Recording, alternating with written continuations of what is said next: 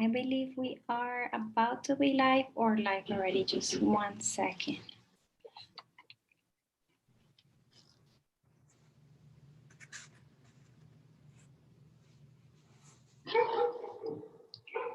Okay, we are live. Yes. All Yay. righty. Hello, Grisel. Hey, Finally, how are we you? made it happen. Huh? We made it happen. Finally, I know. That's what matters. that's what matters. I agree with you. So it's so good to have you here. I know that we were working really hard on getting this project out there with so many valuable and so much valuable information that I know that you have to share with people, and they're super eager to share. So I'm just gonna give it a second. I want to be able to share this link right away, um, and I'm gonna send it to you as well, on so you can send it really quick. Just 1 second. I'll send you this link, and then you can go ahead and share it. This is the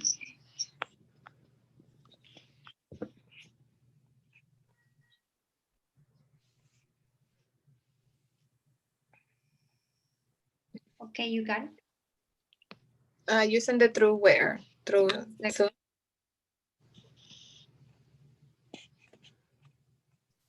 okay. yes, I'm send it to you here. Okay, I got it. Let's see.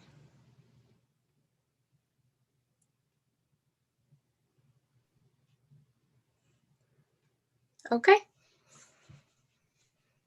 Okay, fantastic. All right, Grisel, I know that you're a realtor, you're super successful, you've been many years in this industry, and you know now more than ever, people need this information, and we keep doing lives about this, but it's never enough information. Definitely, there's so many people now paying a lot of money in rent. They've been paying rent for years. And sometimes I see and I hear stories that people could be paying a mortgage, Yes. maybe a two family with all the money that they're paying on rent, and they're probably thinking they don't qualify, that it's too hard, that is too complicated to buy a house. So that's why, we come up with this super event this evening where people can watch you live, and you can give us information, how to get our first home, first time home buyers, basically. So go ahead, Grisel. This is your time.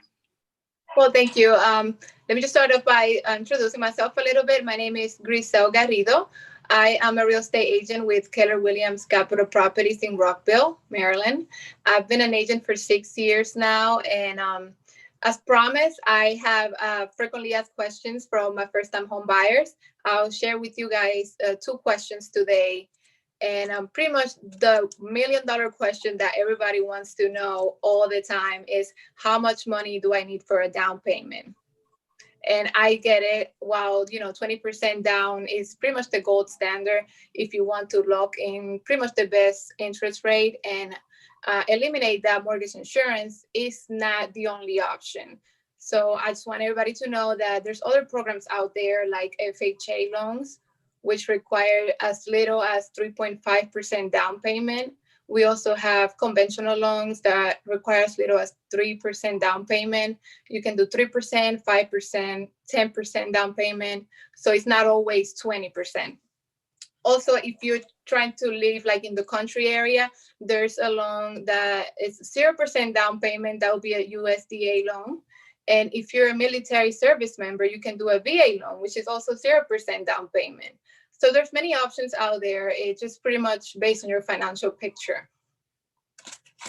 Wow, that's super interesting. I had no idea that there's, an option to pay 5, 10%, even without, I mean, the whole point of an FHA, according to what I knew, was to have someone qualify faster for being the first time home buying. So like a 3%, 3.5, right? But then you're saying that conventional loan with a 5%, I mean 10%?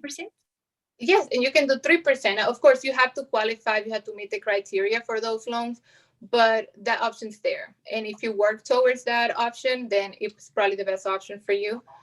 So yeah, there's many options out there. Like I said, it's just based on your financial situation. Are these options new since COVID is happening, or No, is this no, for? not at all. They've been there all the time. They always push in that 20% down payment because it's less riskier for the lenders since they don't have to include that mortgage insurance. But they've been there. Oh, okay. So if someone gets like a 10% conventional loan, they don't have to do the FHA, I mean the mortgage insurance, or the mortgage insurance is just waived, I guess, when you have the 20%. Yeah, once you reach that 20% equity, then it gets eliminated. But that way you don't have to refinance to a conventional loan. You're already there. Mm, Where if you get an FHA loan up front and with 3%, 3.5 down payment, then you would have to refinance to a conventional loan to eliminate that mortgage insurance at 20% equity. what's the difference between an FHA and a conventional loan?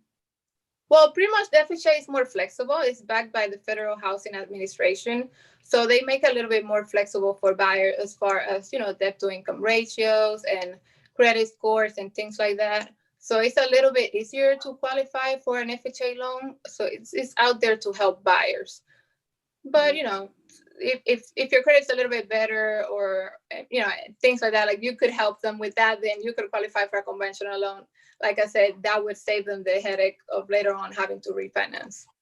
Okay, so it's key to have great credit to be able to have a conventional loan.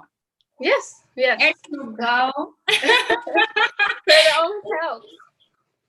There you go. I know that you have more information. I mean, as far as those frequently asked questions, I mean, I knew that you have something, all programmed, but it's pretty good. I mean, I'm learning here with you. I work on, my area is credit. But definitely, I don't know about what you're doing. So I love that what you're doing is sharing. And today we're sharing this with all my followers. I have, a lot of followers that will benefit from this. And I'm telling you, Grisel, I've done events like this before, where we have like an hour, of education. But sometimes they don't just get that specific, like, oh, look at this, FHA and difference is this, and it goes Yeah. back to being credit. Like, I don't remember learning this part, and I'm sorry with everybody that I've done lives with, and they probably seeing this, but it's pretty interesting. Nowadays it's super interesting. Like, do you find these times, rough times, I will say, economically, do you find it easier to qualify for your clients, or more people buying, or what's the difference between yeah, a Well, regular time of what we're living right now? I feel like the biggest impact right now is since the rates are so low, this is giving buyers more buying power. So they qualify more now for more home now than before. So now there's so many buyers out there and the inventory is pretty low. So you're seeing, a lot of people pretty much bidding on houses, going multiple offers, going 20, 30 over asking. So it's definitely it's definitely a lot of competition out there, but if you prepare yourself up front, you could be successful and get to that goal of becoming a homeowner. I have some clients that are telling me that probably their credit is ready and they have savings, but they're not moving forward because they thinking that the market, the housing is gonna go down. What do you think about that? It's tough. I mean, many factors, affect that. Like, there's a lot of people that are not making their payments now pretty much on time. You see a lot of pre-foreclosures online, which means a lot of people are default on their payment. But who knows, things changing every day. You don't know if these people are really going to go through foreclosure. So it's pretty much waiting the unknown. This market changes all the time. Yeah, I always hear like, just get your house right now, get it now, and then see Right. what You don't happens know what's later. going to happen. Yeah. So You if never you know. can get a good deal right now based on your interest rate, just go for it. Right. Now, I know that that was the pretty first topic that you touched about, FHA and conventional and credit being the difference. what's the score, the ideal credit score for a client to be able to qualify for a conventional loan? Well, for conventional and FHA, before this pandemic, it was pretty low. You would say you could get someone a mortgage with like a 580 credit score, but then the pandemic happened, and all these restrictions came up and things got tougher. So I was seeing new requirements for credit scores for like 620 and up. And ideally, I never recommend someone to buy a property if their credit score is bad, because they always base your interest rate on that credit score. So it shows how good of a borrower you are, and if you can prove that, then the lender is going to have to, one way or another, make it a little bit safer for them, and that way will be the interest rate. I have a client right now that he had basically no credit at all. He had like zero, like no credit history. He got a secure credit card and he's been like maybe 2 months in it. I helped him with a credit my rent, which is a program that gives him 2 years credit on his credit, like his 2 year history on his credit report, Oh, wow. the current payments that he's got, and he became an authorized user of a credit card that's like $3,600. There's no debt on that credit card, and if there is, it's like $100, right? Oh, okay. He has a 735 right now, Wow. and that credit score. I'm excited for him because he had nothing like 4 months ago, but I think that's a pretty high score for someone that's got a pretty new credit score, right? Like, wow, like Yeah, how that's really good. hard to get a 700. He has a 735. I'm wondering if he's actually really able to buy, conventional home, because really, really, really, like all of this credit history, we created like the 2 years of credit history, and that credit card is a secure credit card. The other one, he's a secure, authorized user. He really has a 737 or 735 right now. Like, That's good. have you had clients like that, like brand new I credit? I really haven't. It's usually someone with like a co-signer. Let's say like the wife has this great credit, and then the husband doesn't have any credit at all. Then you can kind of make it work that way. But just one client alone, I haven't had the situation. But I think there's a good chance. And the best way for him to go, is obviously going and talk to a lender and see. They'll look at the whole financial picture, not only at their credit, but at their income for the past 2 years and things like that, to make him more like a qualified buyer and see how much he could qualify for. But he would have to speak to a lender. Yeah. But Got that's it. a great credit score. I'm sure that could work. Yeah, it's a really good score. Okay. Now, do you have any other frequently asked questions that you'd like to share? Well, yeah, the other one I get most of the time is, how do I know if I'm ready to buy? So anytime someone asks me this question, I go back to questions, and I tell them, you would know if you ask yourself these questions. Number one, are you in debt? If you're in debt, it's good for you to take care of that first before you move forward with buying a home, because you're pretty much getting this huge mortgage, and then you're going to have all this little debt that's going to affect you, down the road. So if you're in debt, take care of that. Any credit card balances, collections, anything like that. And then you sort of, going down the road with the lender and seeing how much you can qualify for. But first, take care of that. That would be the first question for them.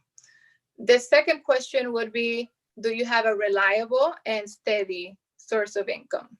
Because a lot of people keep changing jobs, and you need to prove to the lender that you have a steady income for the past 2 years. So if you're planning to buy, let's say 2021, 2022, stay at your job. Don't start changing careers and all of this, because it doesn't look good for the lender. The other thing is to ask yourself, pretty much, how's your credit? Let's go back to you. If you have any collections, if your credit score is too low, then you would want to take care of that as well before you put in an application. And the last thing I would say is, if you have any savings. Of course, right now there's many programs that could probably help you with down payment or closing costs, but being the market that the inventory is so low, you would want to be ready to put an offer on a property that you have enough to cover your own down payment and closing costs. Worst case scenario, it would really be bad if you like a property and you lose it because you're like, you know, 5,000 short or anything like that. And even like that, like even if you get this property 0% down payment, and then you move in, you probably want to do some renovations, and moving is expensive.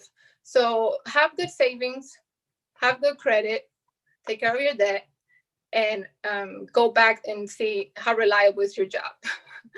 And then from those questions, you would know if you're really ready to move forward with a mortgage application and buying a home, becoming a homeowner. That's great. That's pretty good. I mean, I'm telling you that it happened to me actually. I used to be an employee, and I left my job because I was super excited. I opened my own credit restoration business, Oh, right?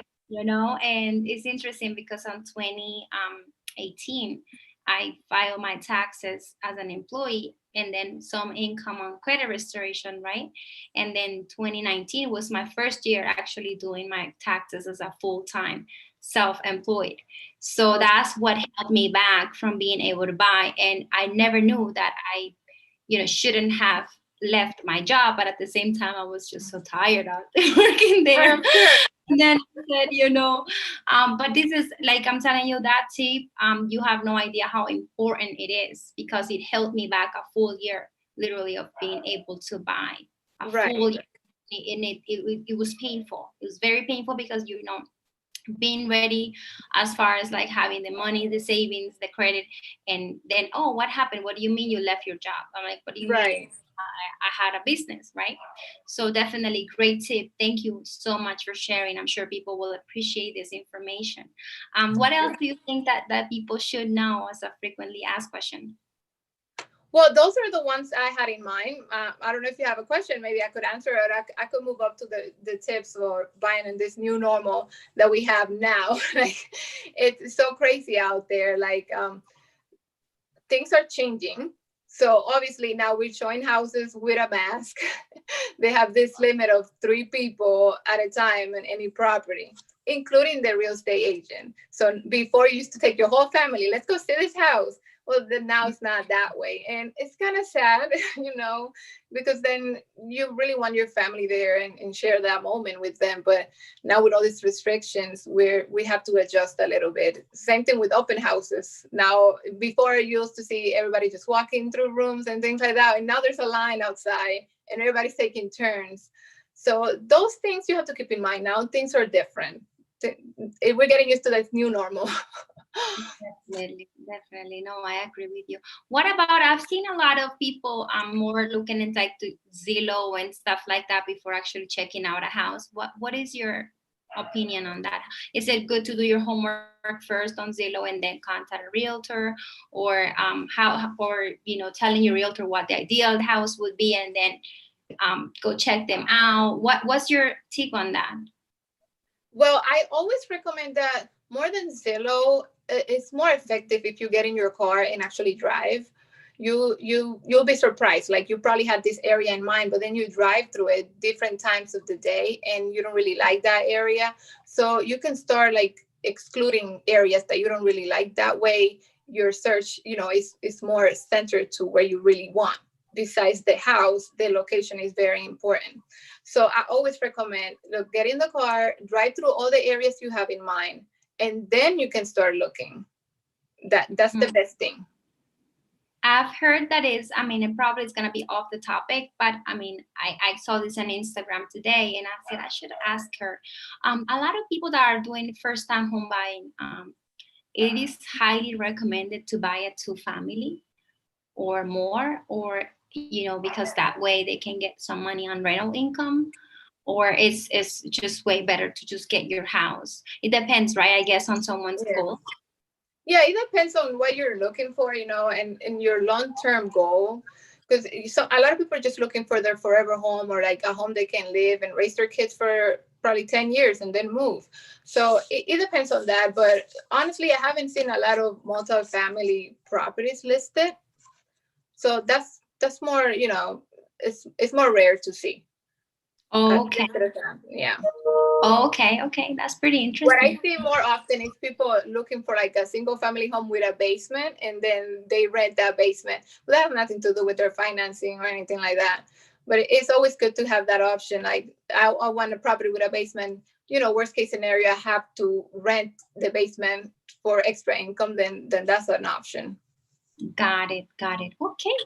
I think that's pretty good. That's pretty good topics. I mean, I know that people will comment this video and have extra questions on the future. We had a plan for Instagram that we did it through YouTube, but we're gonna be able to share it with a lot of more people.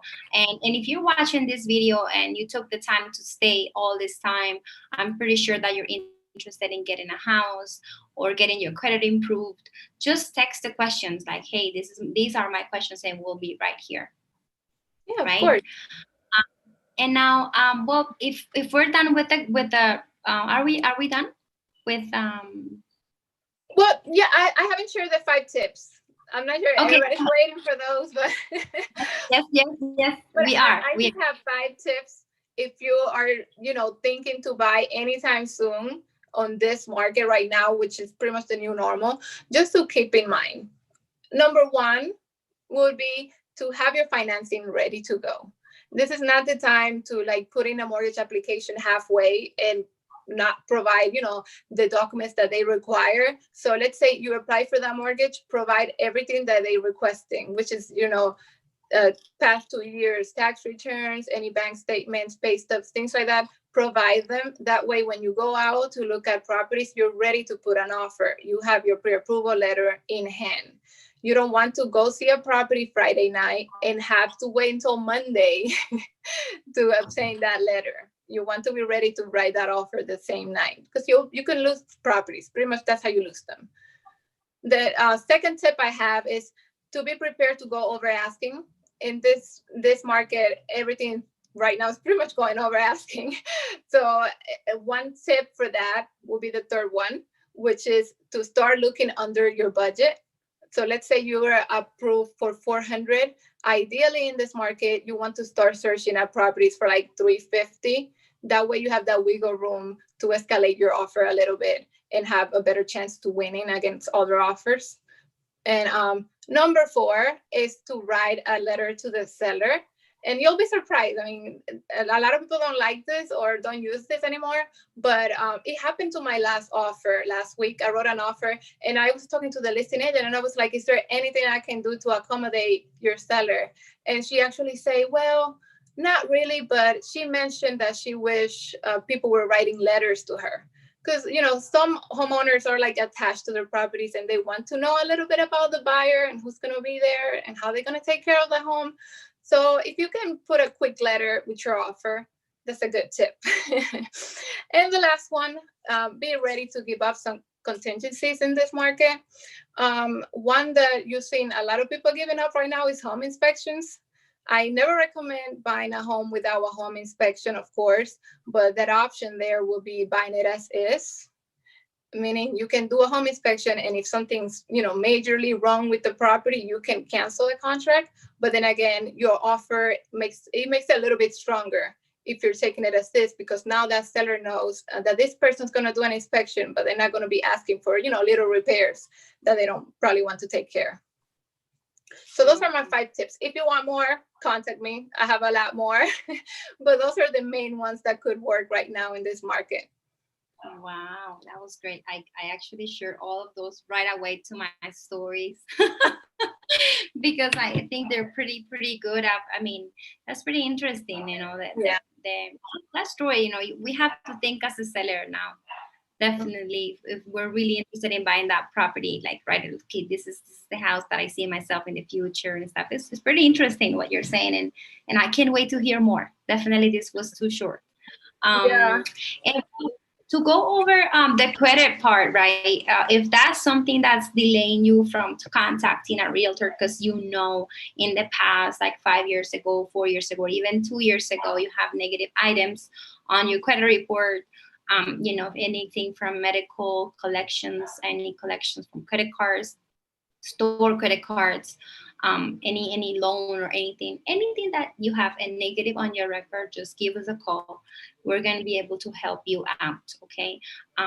Removing and deleting negative items from your credit report can increase your score, and definitely we're going to check what else you have going on in your credit to see if we have room for improvement. We have a lot of tools and I guess proven systems that will definitely work. And even if you have a horrible credit score, the lowest that you can think of, we have done a pretty good job. Like I had a client with a 450 recently and went up over to 680. So how did that happen? Obviously, there was many components, not just deleting some negative items on the report, but adding secondary authorized users. Well, we added this client on secondary users, trade lines like credit my rent, secure credit cards, lowering the balances, and all of those things that play part on helping someone, get a higher score. Definitely, it's never too early to start working on your credit, because not just for a house, it's necessary for that insurance as well. If you want to get a really good rate on your insurance, on just your car, your home, you could get a higher score on on so many other items. Even getting a job, if you want to get a better job, they're going to check your credit. Even if you want to become an insurance broker, life insurance agent or anything, they need to check your credit. And nowadays, if you have like they have candidates for higher position at a company, they're gonna check your credit, because if that higher position, they will give you a credit card. They're not gonna give you the credit card unless you have good credit. Wow. Now, if you think about this, now immigration is like, if you're going to be asking for someone that you're going to sponsor into moving into the United States, Mm. we need to see how your score is. We need to see how good of a client you are, because probably you're gonna have this person, then you're gonna be asking for food stamps. You're gonna be asking for money from the government. So Yeah. they need to see your credit. So credit is pretty much everything. Like you could come with a huge bag of cash to someone and say, "Hey, I want to buy a house." But hey, no, you can put the money away. We need to see your credit. We need to see what's in the bank. We need to see where you bringing this money from. They're not gonna take you seriously unless you have some kind of credit, history. So definitely, credit is the deal. Credit is where everything goes to. Any transaction, a house, a car. I have a client that had a 16% offer for like a sale of a car, and she fixed her credit, and then she went for a 0%. What? Wow. Yeah. So definitely we do get very well with realtors and mortgage brokers, and people that sell cars, and people that do hiring and recruiting. And we are able to help so many people, not just now. We've been helping people for 17 years, so we Oh, know what it takes. We know the recipe, and questions are always free. So get to us ASAP, and let's start working. Now we have this wonderful girl here, with wonderful lady that will give us always the information that's necessary as far as the house, because it's always the best move to be a homeowner. yes. 100%. So I thank you so much for your time, for being here. Thank And you. I'm sure this was the first time, but not the last one. And I hope that we can get it now, this video uploaded into our followers everywhere. Thank you Yeah. so much. Thank you, Joanna. This was great, and hopefully we can do this again soon. And yes, contact me if you need any help. If you need help with credit, please contact Joanna. It's definitely the best. If you know that your credit's not there yet, don't contact the lender first. Go with her first, get that ready, and then you contact the lender, because you'll be surprised. Like if a lender see a bad credit, they'll just disappear on you, and that's really sad. That's really sad, which probably make you give up on the whole thing. So get things first straight with your credit and go from there. Wow. Wow. Yeah, I've heard about that too. I mean, Yeah. yeah. No, I believe in cultivating the clients, Yeah. but I understand. Okay, well, guys, thank you so much for seeing the video, and then if you have any questions, please can you please give us the phone number so if people watching in the future can take your number. Yeah, sure. My phone number is 301-442-3055, and I also speak Spanish. If your friends and family speak Spanish or feel more comfortable speaking Spanish, then give them my number, and I would love to help them as well. All right, fantastic. And my number is 551 556 8543. I'm also bilingual. Thank you and have a fantastic